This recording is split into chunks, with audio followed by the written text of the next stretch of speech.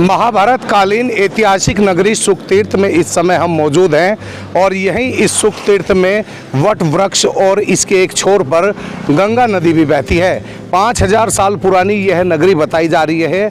इस नगरी के अंदर वट वृक्ष के साथ साथ गंगा नदी और उस वट वृक्ष की अगर हम बात करें तो वह वट वृक्ष बताया जाता है कि सागर मंथन के समय उस वट वृक्ष पर एक अमृत की बूंद जिसे कहते हैं वह गिर गई थी। उसी समय से वह वट वृक्ष को बताते हैं कि यह वट वृक्ष एक ऐसा वट वृक्ष है जो सदा हरा भरा रहता है और कभी भी इसके पत्ते सूखकर ज़मीन पर नहीं गिरते हैं। यहीं से भागवत की भी शुरुआत हुई थी।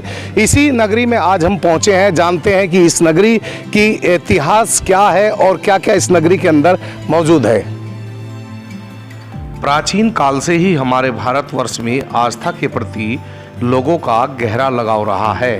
भारतवर्ष का प्रत्येक हिंदू वर्ग अपनी धार्मिक मान्यताओं और संस्कृति सभ्यताओं को पूरा करने और उनको सजाने के प्रति हमेशा सहज रहता है। आज हम जानेंगे महाभारत काल से जुड़ी हुई कुछ ऐसी ही एक धार्मिक स्थल के बारे में जो आज के समय में भी लोगों द्वारा इनके बारे में सुनने और कहने को मिलता है।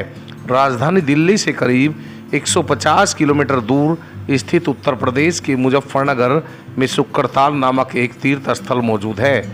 कहा जाता है कि इस तीर्थ स्थल की कहानी करीब महाभारत काल से जुड़ी हुई है। मुजफ्फरनगर में स्थित शुक्रताल नामक तीर्थ स्थल के बारे में और इससे जुड़ी मान्यताओं के बारे में भी हम आपको बताएंगे। शुक्रताल का इतिहास क्या कहता है। मुजफ्फरनगर में स्थित शुक्रताल नामक तीर्थ स्थल पर दूर दूर से श्रद्धालु आते हैं और यहाँ पर गंगा नदी में स्नान कर अपने आस्था को पावन करते हैं।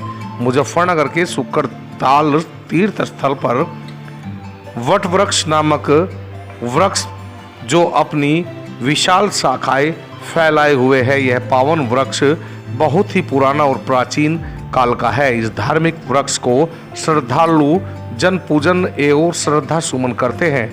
इस तीर्थ स्थल पर मोक्ष के लिए समय समय पर भागवत गीता का आयोजन भी किया जाता है और यहाँ पर भागवत कथाएं भी कही एवं सुनाई जाती है।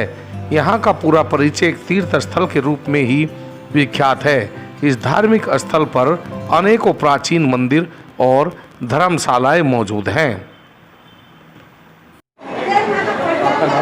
मेरा विकास उपाध्याय है, शास्त्री। अच्छा, ये बताइए कि यहाँ सुखतीर्थ में समय मौजूद है, यहाँ की क्या विशेषताएं हैं, क्या इतिहास है सुखतीर्थ? यहाँ पर सुखदेव जी महाराज ने राजा परीक्षित को भागवत रूपी अमृत पिला करके इस धराधाम से तार दिया था, तो उसी दृश्य में यहाँ दर्शाया गया है। इधर से विश्वामित्र जी, वशिष्ठ जी, वेदव्यास जी विराजमान हैं। सुखदेव जी महाराज कथा सुनाते हुए हैं, इधर राजा परीक्षित जी कथा सुनते हुए हैं।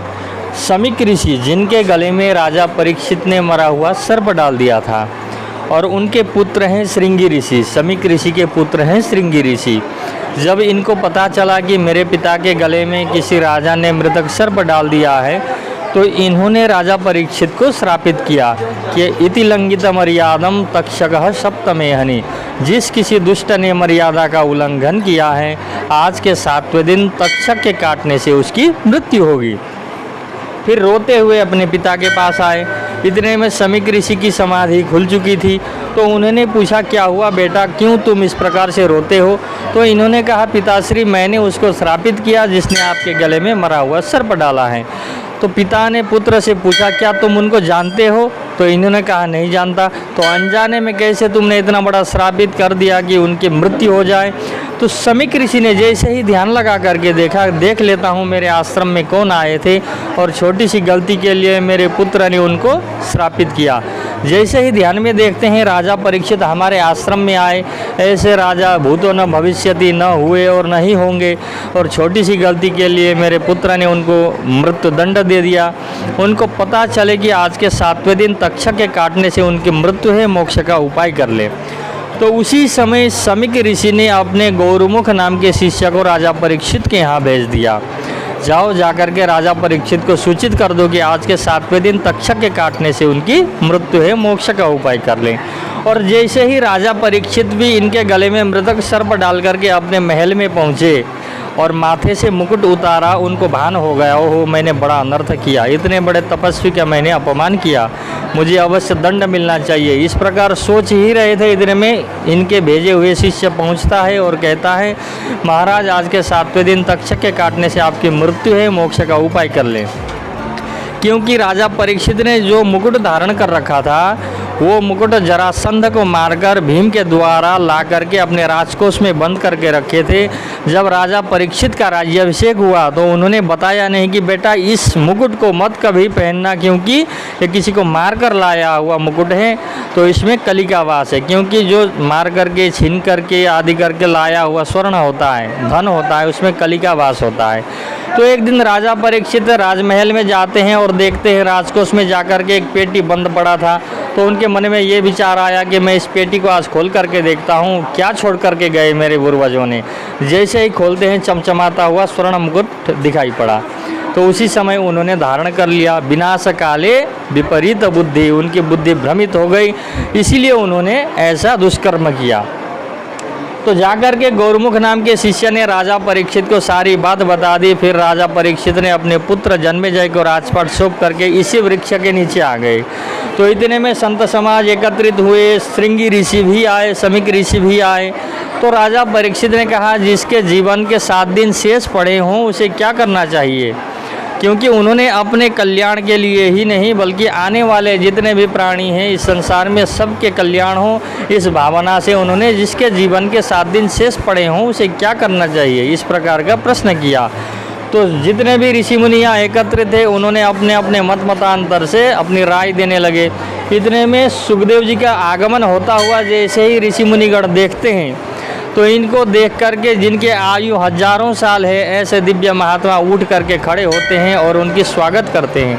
तो राजा परीक्षित के मन में ये विचार आया जिसकी आयु हजारों साल है ऐसे दिव्य महात्मा और जो 16 साल का है, 16 वर्ष किशोर मूर्ति श्याम वर्ण दिगंबरम, जो 16 साल के हैं ऐसे बालक को देख करके अपने आसन से खड़े होते हैं। इनमें अवश्य कुछ न कुछ अवश्य गुण छुपा होना चाहिए। तो राजा परीक्षित ने ऊंचे आसन पर बिठाया और कहा 1650 से पूजन कर कहा कि महाराज जिसके जीवन के 7 दिन शेष पड़े हों उसे क्या करना चाहिए। फिर सुखदेव जी महाराज कहते हैं कि राजन तुम्हारे पास तो 7 दिन शेष पड़े हैं, आओ मैं तुम्हें राजा खडवांग की कथा सुनाता हूँ। एक खडवांग नाम के राजा हुए जिन्होंने देवासुर संग्राम में देवताओं की बड़ी सहायता की। उस समय देवता विजय हुए तो देवताओं ने कहा राजन तुमने हमारी बड़ी सहायता की है, आओ तुम्हें हम वरदान देना चाहते हैं, मांगो तुम क्या चाहते हो। तो राजा खडवांग ने कहा कि पहले तो आप मुझे ये बताएं कि मेरी आयु कितनी शेष है। तो देवताओं ने कहा आयु तो आपकी 2.5 घड़ी ही शेष है। तो राजा खडवांग के मन में ये विचार आया कि मुझे 2.5 घड़ी की आयु में इनसे वर मांग करके क्या करना है। तो उन्होंने परमात्मा में अपना मन को लगाया, भजन किया तो 2.5 घड़ी में ही मोक्ष को प्राप्त हो गए थे। तो आओ मैं तुम्हें 7 दिवसीय 7 दिन तक श्रीमद् भागवत रूपी अमृत पिला करके इस धराधाम से तार देता हूँ। फिर सुखदेव जी ने राजा परीक्षित को इसी वट वृक्ष के नीचे आज से 5500 साल पहले भागवत रूपी अमृत पिला करके इस संसार सागर से तार दिया था। संसार में सबसे पहले भागवत की कथा यहीं से शुरू हुई थी, इसी स्थान से। बट का मतलब होता है ये विश्वास का प्रतीक है। तो सुखदेव जी और राजा परीक्षित ने, ब्रह्मरात सुखदेव जी हैं और विष्णुरात परीक्षित जी हैं। तो विष्णुरात इसलिए कहा जाता है कि जब उत्तरा के गर्भ में अपनी मातृ गर्भ में थे तो इनको ब्रह्मास्त्र छोड़ा गया था मारने के लिए।